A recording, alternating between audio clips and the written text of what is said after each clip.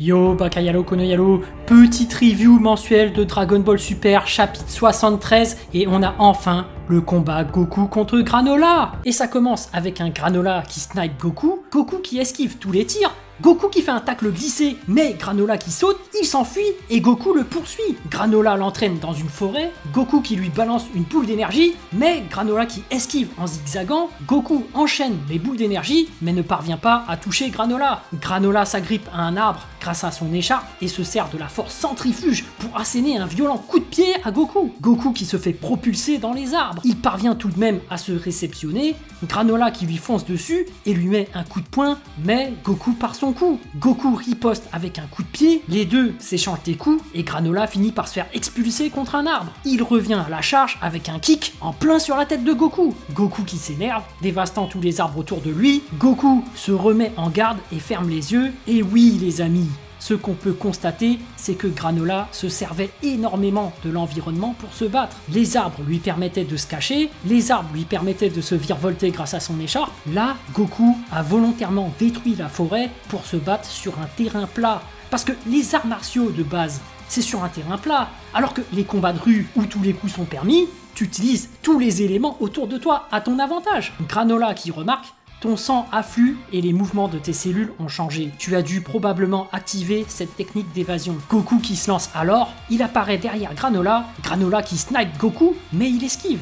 Granola qui persiste, mais Goku esquive toujours. Granola qui parvient à voir Goku au-dessus de lui, il tente de le sniper des deux mains, mais c'est peine perdue. Goku tente une percée de front, il arme son Kamehameha, mais Granola l'a vu venir. Les deux se frappent mutuellement et une explosion s'ensuit. Quel combat les amis, ça fait plaisir. Une bonne baston à l'ancienne, on retrouve le Kamehameha téléportation de Goku et n'empêche, le Granola, c'est le premier à réussir à contrer cette lumière. Oui, cette lumière infinie, c'est de ça que je parle. Goku qui est à terre, Granola qui lui dit: peu importe la transformation que tu utilises, aucune d'elles n'a zéro ouverture. Abandonne. Et Goku qui rétorque: non, l'Ultra Instinct ne devrait avoir aucune faiblesse. Si quelque chose fait défaut, cela doit être mon entraînement. Et Granola qui lui dit: ne gaspille pas ta salive avec des excuses. Vous allez mourir ici, alors tu ne pourras jamais utiliser ce truc instinct. Et Granola qui poursuit: la lignée des Saiyans s'éteint ici par mes mains. Tout comme vous avez éteint les miens. Et Goku qui ne comprend pas. Granola qui lève alors les mains.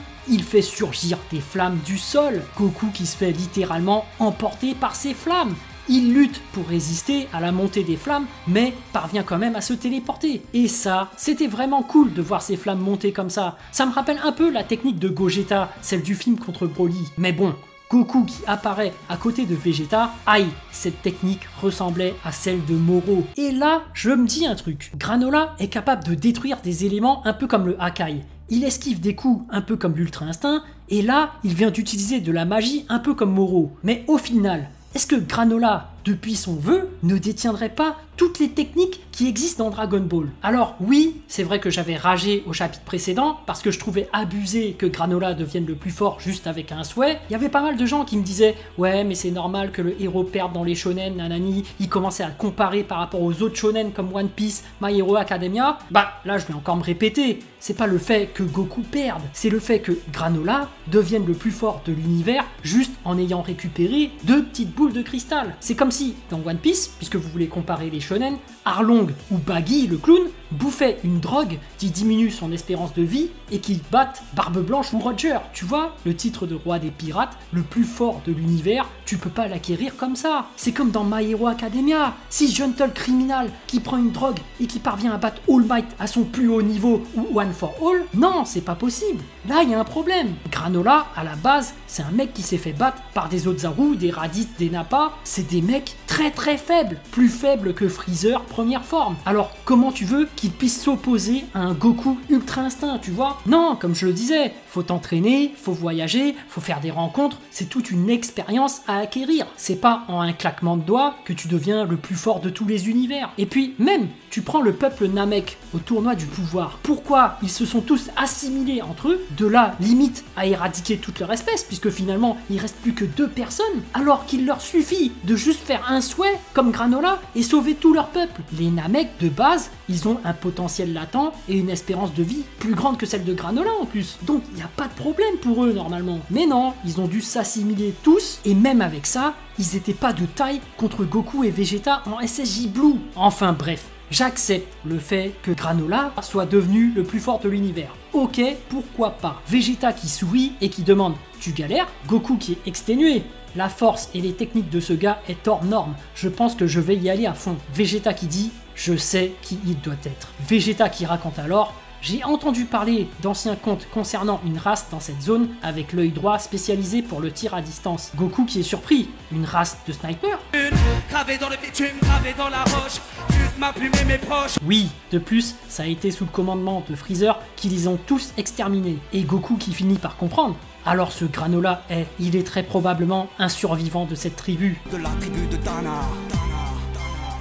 Oui, je sors des sons de dinosaures. Toi avec ton maître Gims machin là, toi t'as pas connu la tectonique des anciens temps. Oui, nous on savait être un gars à l'époque. On se promenait en baggy, tu vois, le jean super long qui faisait serpillière en même temps. Et oui, nous on nettoyait les rues en même temps qu'on marchait. Enfin bref, Vegeta qui en conclut donc. Il semblerait que Maki et Oil se sont joués de nous, et Oil qui écoutait à côté, sauf qu'il n'y a plus de marche arrière maintenant, et Goku qui s'est décidé, alors je vais d'abord le vaincre, et ensuite le convaincre. Goku qui débarque alors en ultra instinct maîtrisé, mais regardez-moi ce charisme. Granola qui est en sueur. Je n'arrive pas à percevoir ses points vitaux. Et il demande quelle est cette forme. Et Goku qui lâche, c'est l'ultra instinct maîtrisé. L'inconvénient est que je ne peux pas le maintenir pendant trop longtemps, alors je vais devoir en finir vite. Et là, j'ouvre une parenthèse. Mais pourquoi tu les dévoiles tes faiblesses? T'es con ou tu le fais exprès? Tu veux pas donner ton numéro de carte bleue et ton code secret avec, t'entier?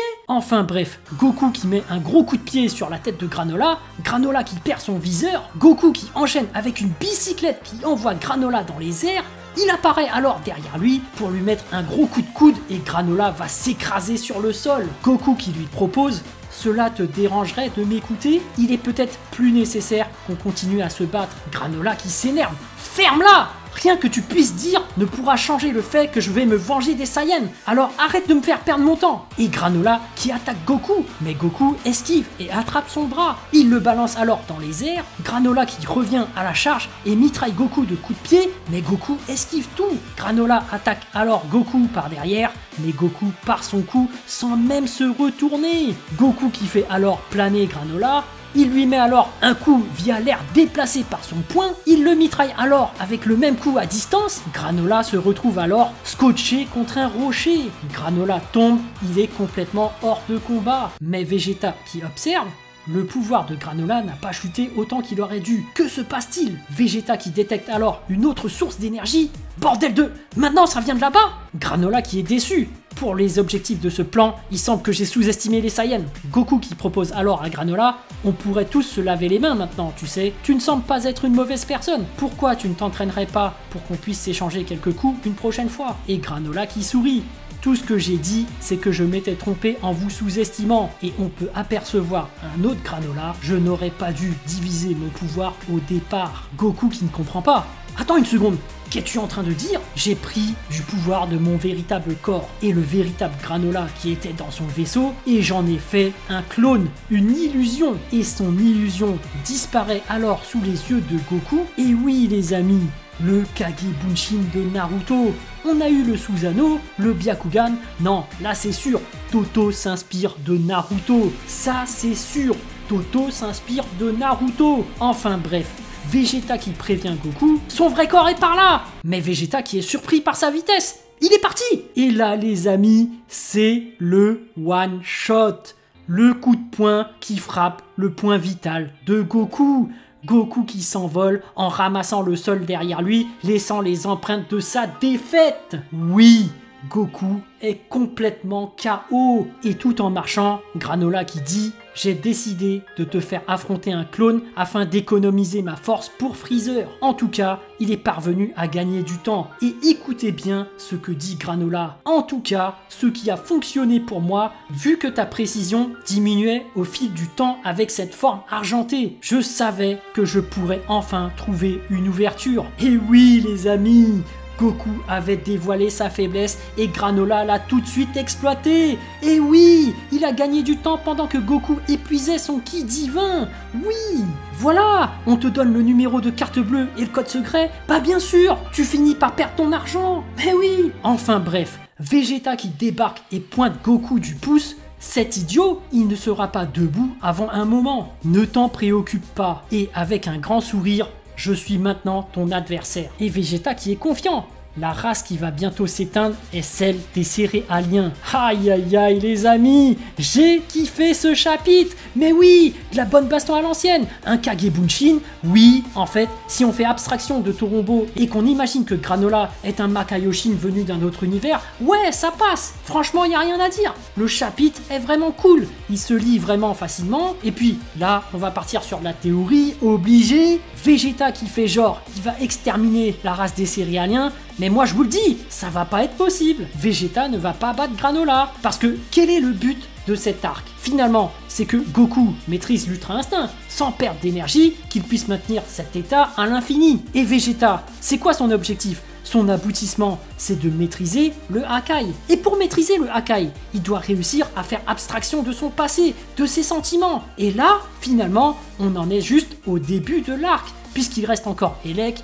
Gas, Maki et Oil. Et pour montrer que le Hakai ne s'apprivoise pas aussi facilement, bah Vegeta, face à Granola, il va pas réussir à le Hakai. Bah oui, parce que c'est un être vivant, c'est pas la même chose que de Hakai un caillou. Donc, quand Vegeta dit « je vais exterminer ta race », il se ment à lui-même. Sa conscience en plein combat va l'interrompre et l'empêcher de battre Granola. Et ce n'est qu'à la fin de l'arc qu'il va réussir à faire abstraction de ses sentiments et parvenir à faire le vrai Hakai sur quelqu'un. Et forcément, ce sera un méchant parce que Granola, il est pas méchant au final. Et moi je vous le dis, il va même pas tuer Goku ni Vegeta. Donc voilà ma prédiction.